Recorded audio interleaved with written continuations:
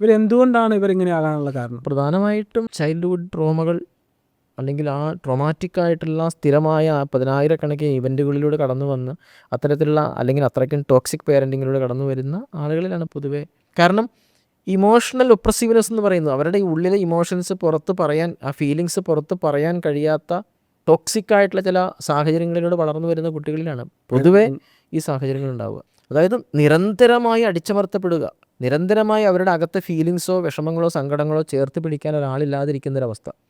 അത് മനസ്സിലാക്കി അതിനോട് സാരമില്ല മോളെ അല്ലെങ്കിൽ മോനെ എന്ന് പറഞ്ഞ് തലോടാനോ ഒരാളില്ലാത്തൊരവസ്ഥ.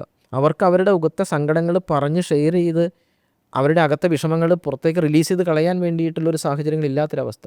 ഇതെല്ലാം അകത്തേക്ക് സപ്രസ് ചെയ്ത് ഇവർ തന്നെ ഒരു തരം ഡിഫെൻസീവ് മെക്കാനിസത്തിലേക്ക് എത്തും, അല്ലെങ്കിൽ ഒരു കോപ്പിംഗ് സ്റ്റൈലായിട്ടത് ഡെവലപ്പ് ചെയ്ത് വരികയാണ് ചെയ്യുന്നത്. അവരുടെ ആ വൈകാരിക സാഹചര്യങ്ങളെ അവർ മറികടക്കാനായിട്ട് അവർ തന്നെ ചെറിയ പ്രായത്തിൽ ഡെവലപ്പ് ചെയ്തെടുക്കുന്ന ഒരു തരം കോപ്പിംഗ് സ്ട്രാറ്റജിയാണത്.